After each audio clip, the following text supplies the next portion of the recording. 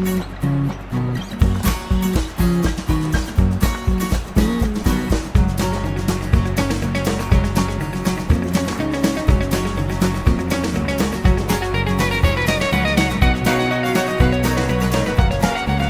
is Erikson Springs.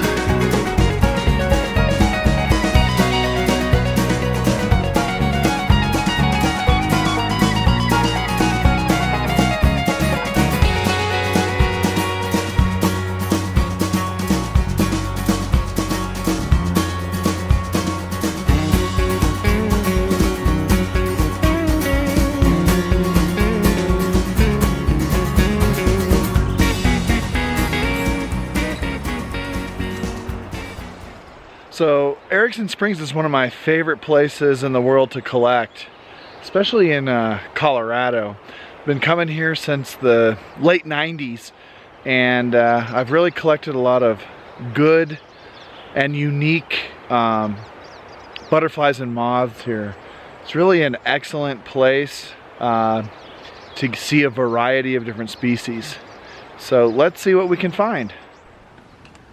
So Erikson Springs is the campground, and the trail that I'm walking on is called Dark Canyon Trail. And it will, I believe, if you kept walking on this trail, it takes you to Marble, Colorado, or near Marble. I actually have only gone up it to a certain point, and then I always turn around. I'm not here to hike, you know, I'm here to document and look for butterflies. So, you know, over the years they've improved the trail a lot. It used to be where this trail would flood over in the springtime, but they raised it up and made it a pretty easy walking trail.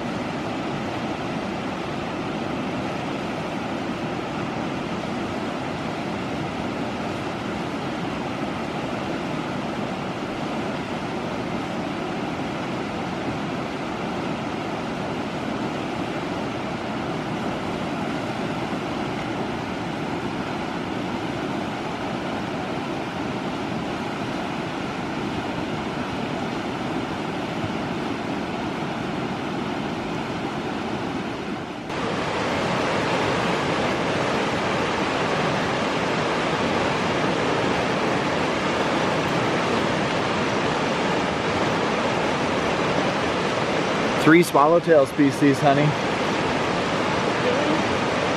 There's that white one. Yep, the pale swallowtail, the western tiger, and then the western. I knew there was a western. That one with the more black on its wing that's fluttering right there on the mud is the western. I know. I'm pretty good at being able to tell the western swallowtail. It's the one I say is my favorite always. Yeah.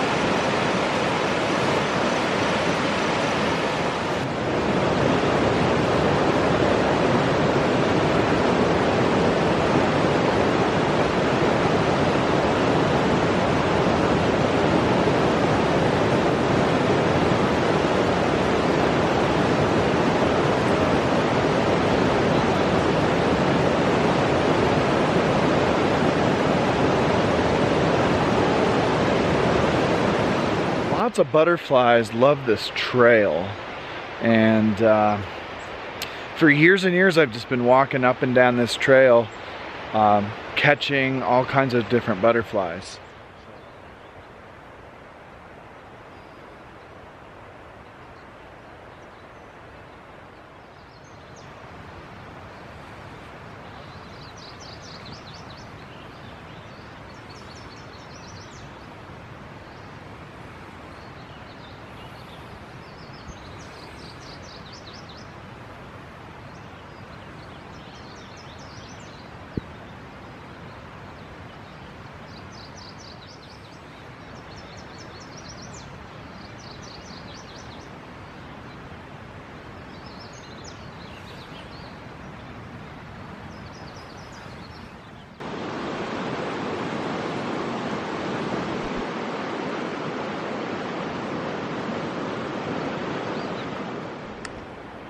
So here's the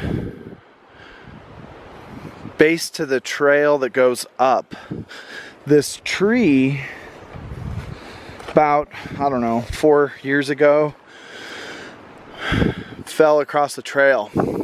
So we're gonna go up it, but no one goes up there anymore because this tree is blocking the trail. And you can see as I turn around and head towards the main trail, you can see that this trail is disappearing.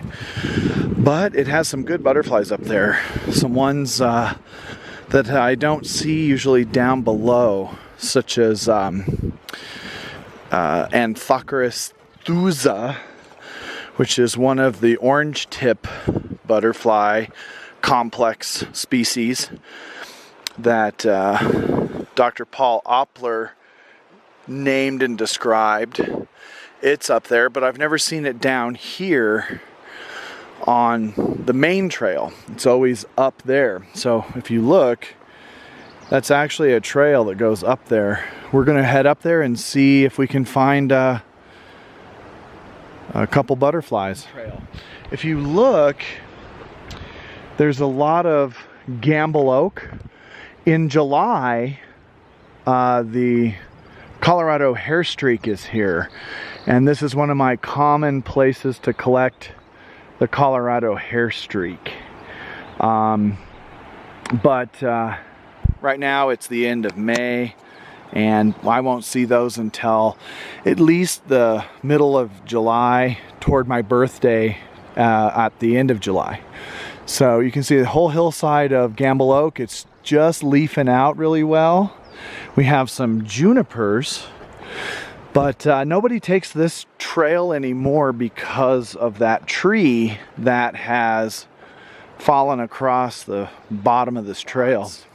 Back in the late 90s when I would come here, this trail was very accessible, easy to hike, and a pretty nice diversion from walking around the river down below a little bit. So walking up this secondary trail, it's so overgrown I can't even find where the trail goes down. I think I walked up a little too far. It might be right here, but very difficult. Yeah, it's right here.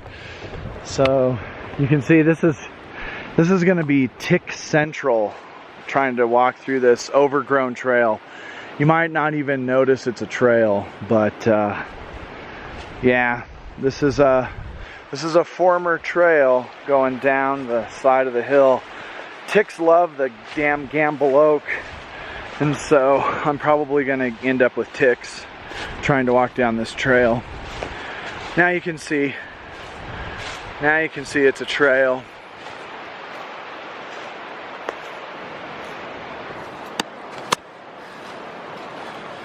This comes right down to the main trail where everyone hikes, but you can hear the creek. It's really loud right here.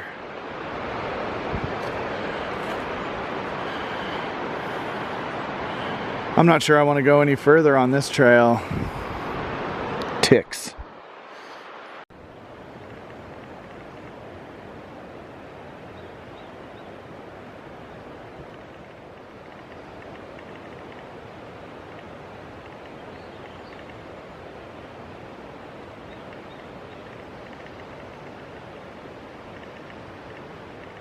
Okay, so we're back down from that upper trail that's slowly disappearing.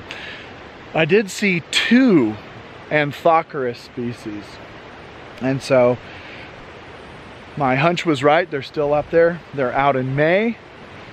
They'll disappear here in a couple weeks. They won't be here anymore. Also saw some fritillaries and a few skippers, so not a bad little jaunt up there, but there's too many damn ticks. Too many ticks to go up into the gamble oak, so I headed back down.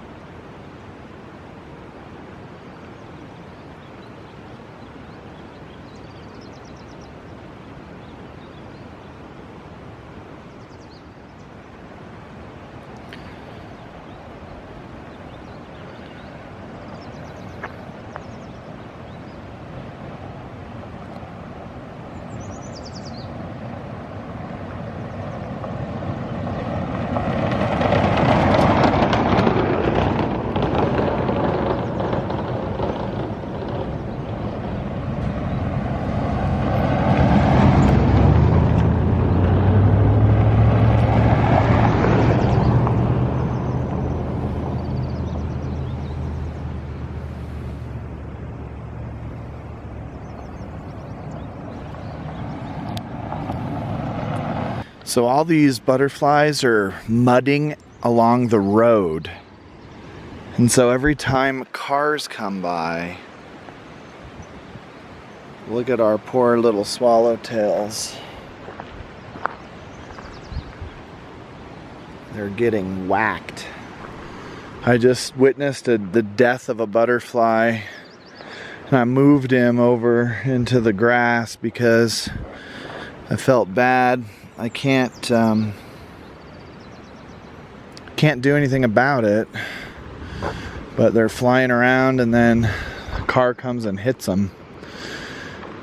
They love this spring. I guess there's a spring that's coming down off of the hill, and it's always right here along this road.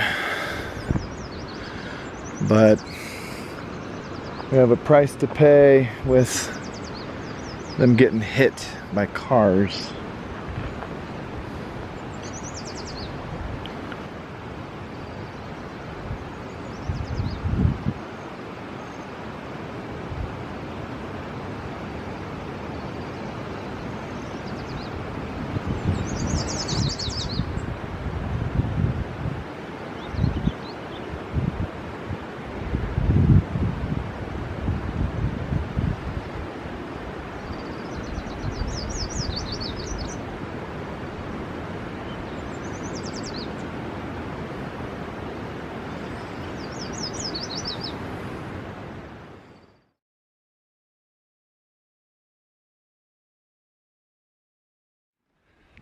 So I am back here at Erikson Springs.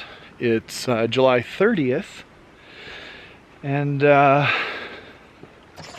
decided to come back because there's different butterflies here in mid-summer, late summer, however, whatever you want to think of July 30th, than there was back in May. Particularly, there are the wood nymph, the common wood nymph, Cerciona pegala, and what I'm hoping to record today is the Colorado hairstreak. I may be mistaken, but I do believe there are two species of wood nymph here, the common wood nymph and then the smaller one. I can't think of the name of it right at the moment. Here we can see some butterflies. Oh yes, common wood nymph there, and then the smaller wood nymph. I'm seeing both of them. Again, they're kind of flighty. They don't want you to, can't get too close to them, but here's one.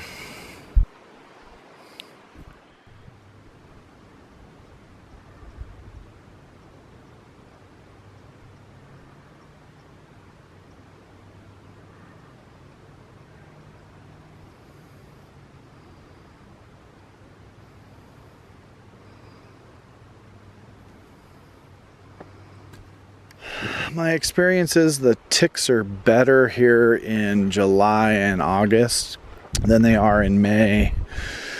I do have bug repellent on, but hopefully when we go up to Colorado hairstreak, Gamble Oak,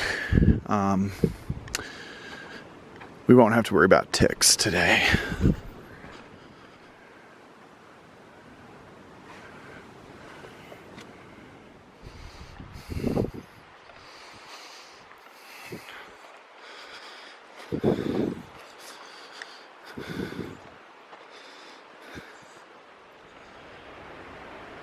I'm up the main trail a little further than I usually go into the Gamble Oak. So you can see we're in some shaded forest with Gamble Oak along the trail. So this berry is called thimbleberry, and it's edible. It's really good.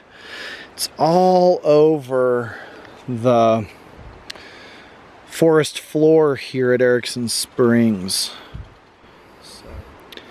So here's thimbleberries.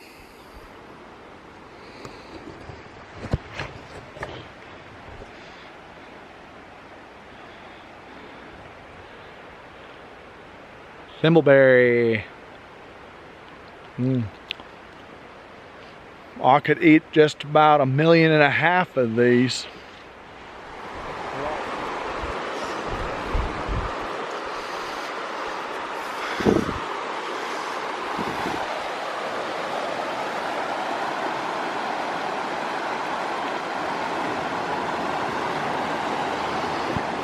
So traditionally, this is where I turned around.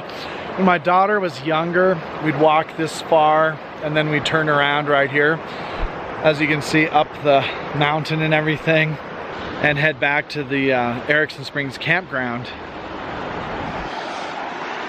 I have gone up ahead further, and it's just a lot of gamble oak again, which is good for what we're looking for. So I really hadn't anticipated it being this sunny here. So I'm gonna head back towards the campground, look for some other butterflies, because I know that there's flowers and stuff that direction.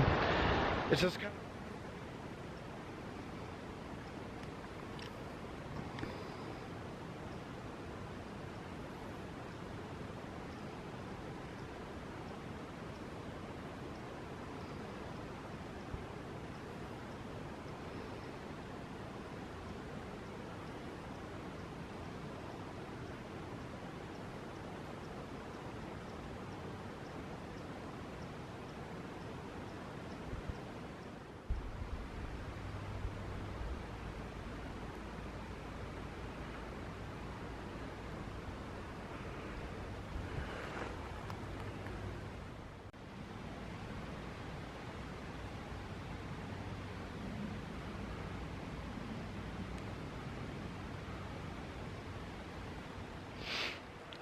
All right, so I'm back up here, ready to go up the trail where the fallen tree is that I mentioned back in May. See if I can find the Colorado hairstreak. It lives on Gamble Oak that's just right up the hillside. So first thing we got to do is get around this fallen tree. I hope there's no ticks, because I'm walking through some pretty tall grass. It's fine, I'm sure. As I said in May, not a lot of people, I don't think, come up this way anymore because of that tree. All right. Some interesting facts about the Colorado hairstreak. Its scientific name is Hyperotis chrysalis, and it is the state insect here in Colorado. Also, it's one of our Colorado butterflies that truly looks tropical. It looks like it belongs in Ecuador or Peru, which is really cool. It's got a rather inconspicuous underside, but with some beautiful stripes. And then it's got this really iridescent blue and black top wing. So it is a very sought after butterfly for collectors and photographers alike. So this is Gamble Oak, what the Colorado hairstreak lives on. Okay, so I have seen some Colorado hairstreaks fluttering about the Gamble Oak. It's a little bit later, it's about 3:30 in the afternoon, and so we're gonna try a couple techniques to catch them. First of all, you can tell I've got a longer handle on my net. That's because these butterflies like to be up in the canopy of the Gamble Oak. They do come down from time to time. I'm hoping to get some film of them as they get lower.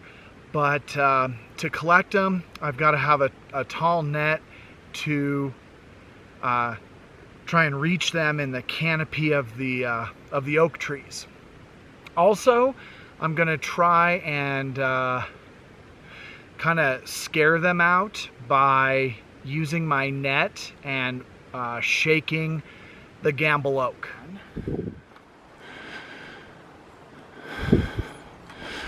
What I'm gonna do is give it a little push, see if any of them fly up. So I kind of just wiggle the tree. It's been several years since I've looked for them up here. I hope the population is going strong.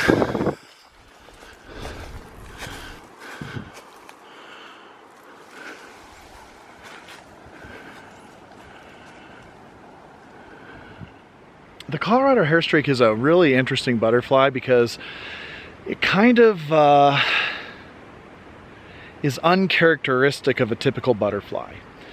And so when we think of a typical butterfly, of course we think about observing or collecting them in the morning usually. You know, best butterfly collecting times here in Colorado for most places is somewhere between about 9 a.m. to 1 or 2 p.m. So I'm kind of right on the edge of the good butterfly time. The Colorado hairstreak, in contrast, it likes to come out in the afternoon. Even, 5, 6 o'clock at night, it'll come out. And it prefers cloudy days. And so I'm hopeful of that because we've had rain almost every day in the afternoon here for the last week or so. So this should be good collecting time. They also, of course, are this late summer, so the end of July. And they often emerge right after a rainstorm. So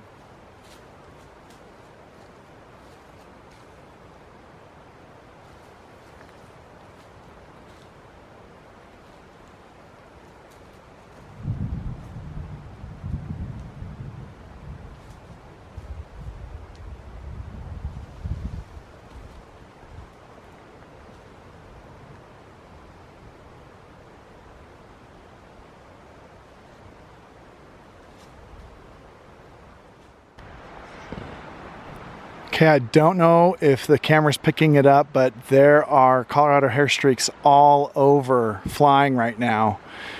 So the trick is, letting them get low enough where you can swing your net at them. It is about 5:45 p.m. It's getting cloudy. I hear thunder, but the butterflies are coming out. I don't know if you can see that one up in the tree there. He is flying crazy erratically. It's just kind of how they do it until they land. Your best shot at catching them is waiting until they land. If they land on a branch where you can see them and where you can get your net to flick it and get them in there.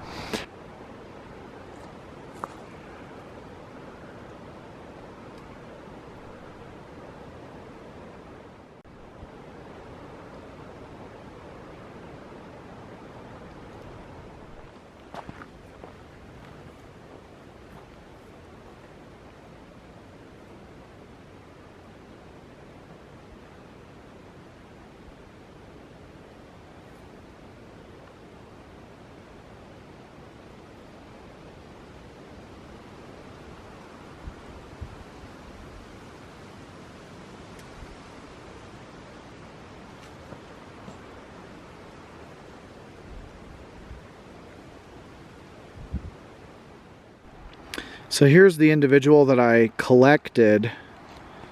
It's a perfect specimen. Beautiful. Has both the tails. So it's a keeper. If I can spread it open, I will here. so we can look at it. These are just gorgeous butterflies, probably the prettiest in Colorado. So definitely a keeper. See if I can get a couple more.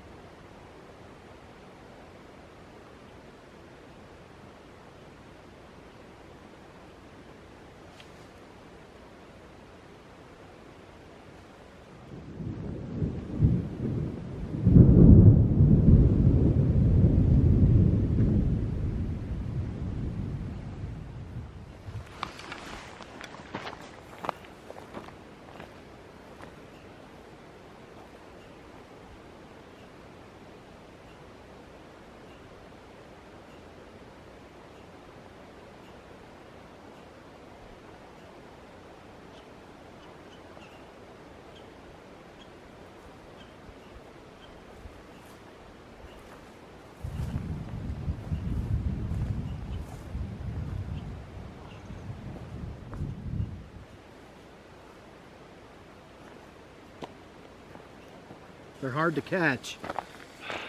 Well, unfortunately, I'm losing the sun, and I'm gonna get off this hillside before it starts raining because there's some lightning. So, I mean, it was successful. I got a few. I'll look on the way down too. Just wanted a couple more. Oh well. Hey, Professor Garhart here. On my collecting trip, as you saw, we recorded a lot of swallowtails. So I wanted to show you the swallowtails from Erikson Springs. Now, I've actually collected 4 different species of swallowtail at Erikson Springs.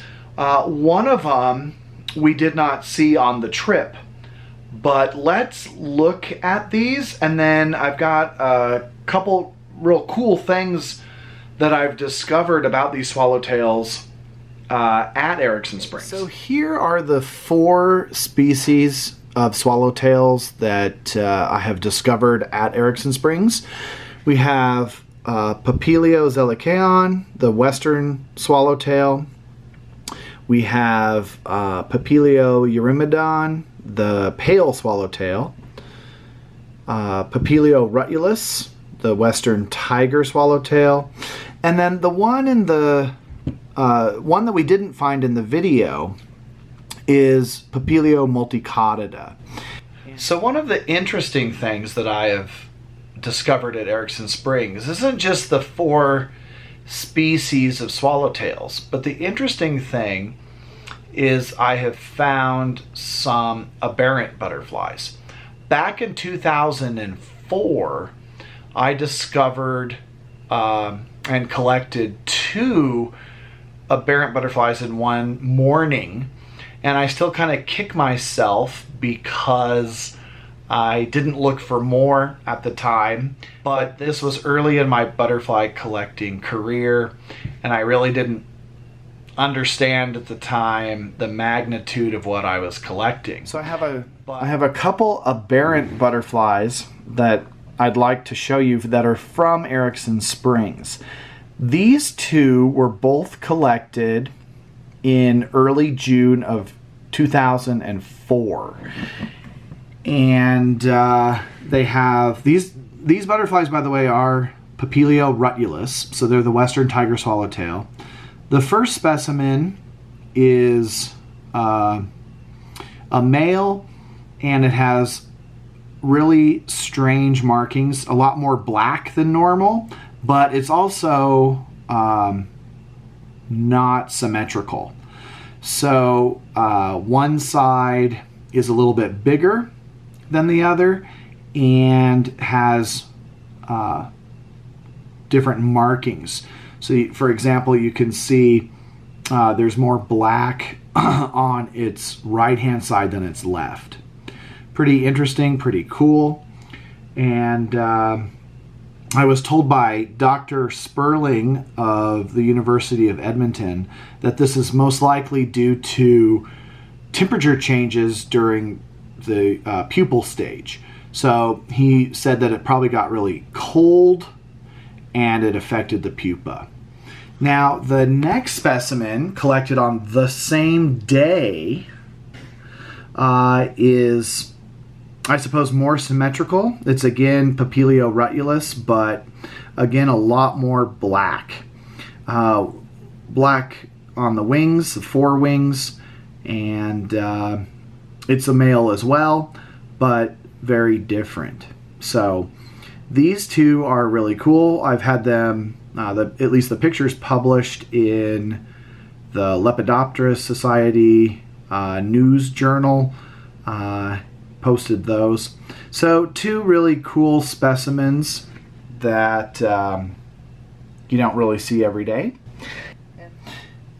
Then during the trip where I was recording the footage for this video back in 2020, last May, I ended up collecting this individual. And at first I didn't think anything of him. It's a male, but it also is an aberrant Papilio rutulus. It has more black, a little more subtle, but more black on the medial aspect of the wings. And so 16 years later, I catch another aberrant Papilio. Now, just so you can kind of appreciate the aberrant individual versus a typical Papilio rutulus, the aberrant one is on top, and the common typical is on the bottom. So as far as swallowtails go, Erikson Springs has turned out to be a pretty interesting place for me. Not only because 4 different species fly in the same place, but these aberrant individuals that I've collected.